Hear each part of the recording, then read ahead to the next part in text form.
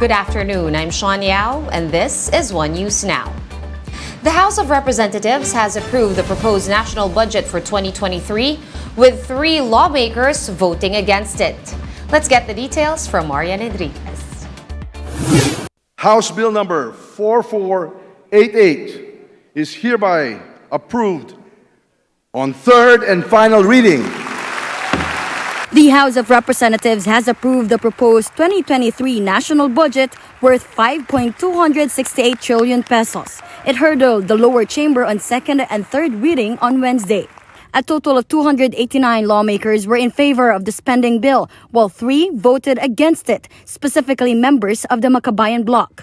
They said the budget does not prioritize programs for the marginalized sector. Hindi inilaan ang pondo para sa direktang ayuda sa mamamayan at kinaltasan pa ang mga mahalagang programa ng DSWD at DOLE sa panahong hirap na hirap ang mamamayan. Lubhang kulang din ang inilaang pondo para sa COVID-19 response. Taliwas sa sinasabi ng kasalukuyang administrasyon na papalakasin ang monitoring and surveillance capacity ng ating healthcare system. The budget is now subject to individual amendments to be tackled by a so-called small committee. Members include Representatives Elizalde Co, Stella Kimbo, Manix Dalipe, and Marcelino Libanan. The lower chamber passed the budget bill ahead of a scheduled congressional recess by October 1. It is now set to be transmitted to the Senate, where the upper chamber will deliberate and pass their own version of the bill. Both houses will then convene in a bicameral conference committee to come up with the final version. After that, the proposed 2023 budget will be sent to Malacanang for President Bongbong Marcos's signature. For News 5, Marian Enriquez, we are One News. The Land Transportation Franchising and Regulatory Board, or LTFRB, has extended the age limit for public utility vehicles that can apply for a franchise. Chairperson Chaloy Garafil told 1PH that the age limit has been extended for 2 more years.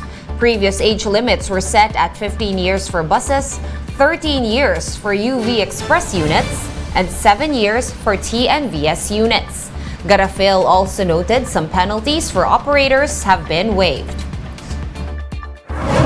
Yung mga nag-expire supposed to be yung age limit this year, pwede pa po sila mag-apply for franchise this year. Sinave po natin yung ibang penalties para masiguro naman natin na yung ibang mga operators na nahirapan din na magbayad ng mga kaukulang penalties dito sa ating agency ay maibsan naman ang kanilang mga bigat.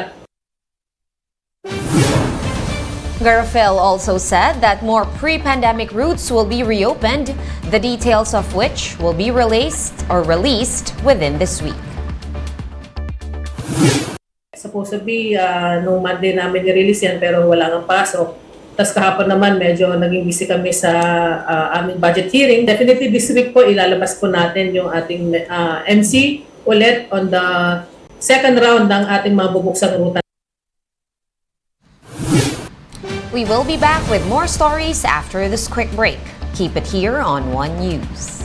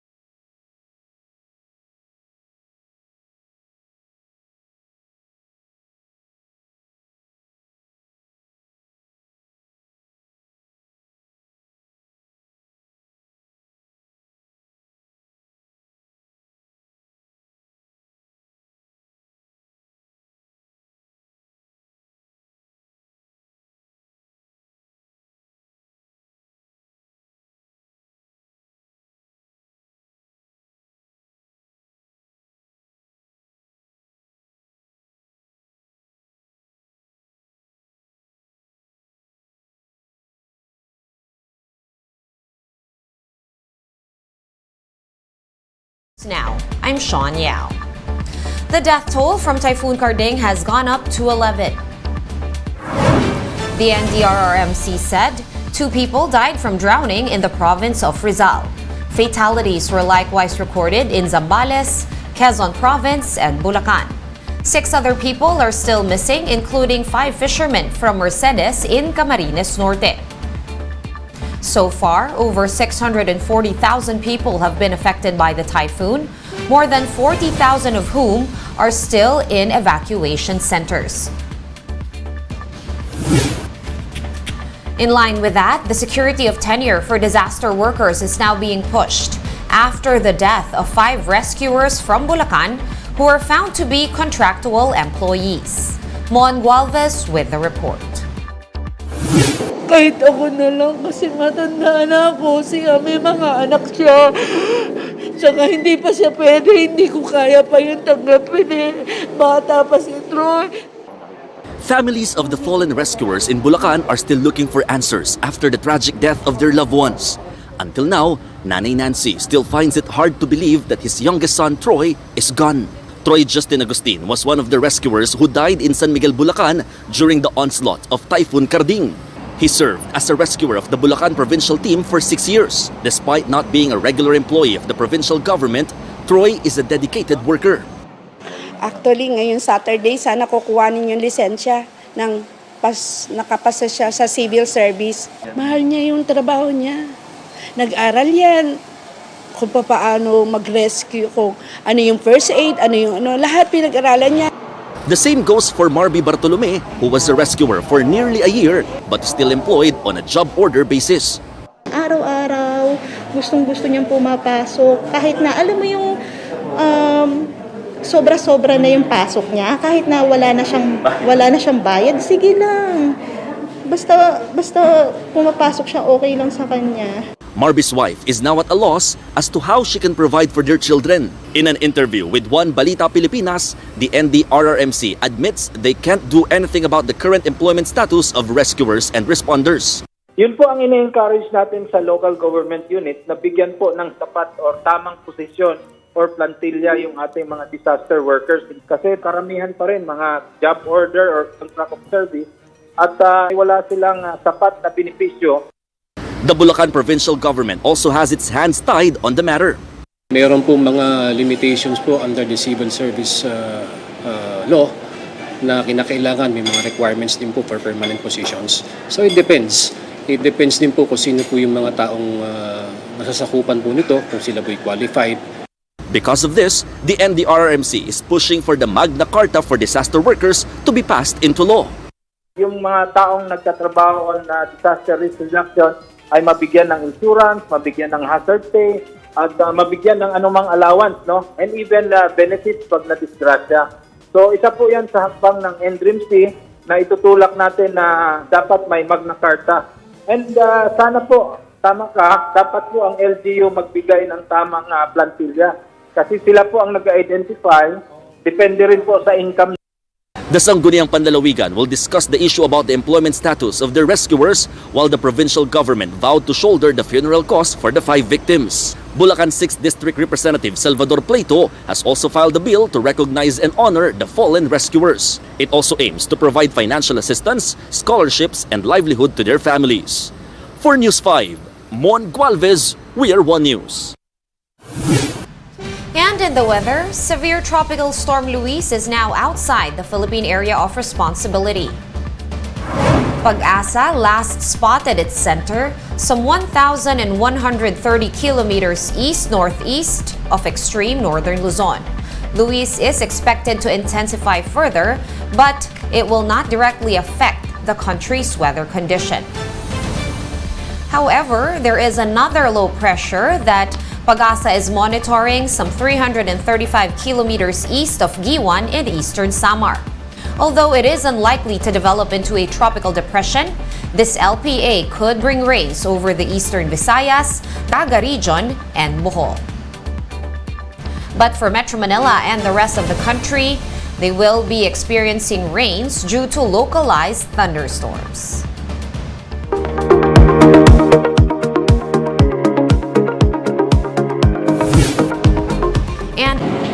Morgan, I'm glad you found at least just a little bit of shelter there, but what do we see as potentially being the impact for inland areas? Yeah, inland could get some catastrophic impact as well from this. We're talking about flooding. That could be a catastrophe for them. Some parts of Orlando inland could get up to 2 feet of rain. And I think the issue with the storm is that it has the ability to just hover over the state for up to 47 hours. So we're talking about being drenched for that long. That could hamper the recovery efforts. That could hamper the disaster response. So we're really going to be dealing with this for days on end. And for more updates, visit News 5, the Philippine Star, and Business World online. Visit our website, onenews.ph, for more in-depth analysis. You can also catch One News on Signal Play. Register for a free account at signalplay.com and stream One News live anytime, anywhere. I am Sean Yao. We are One News.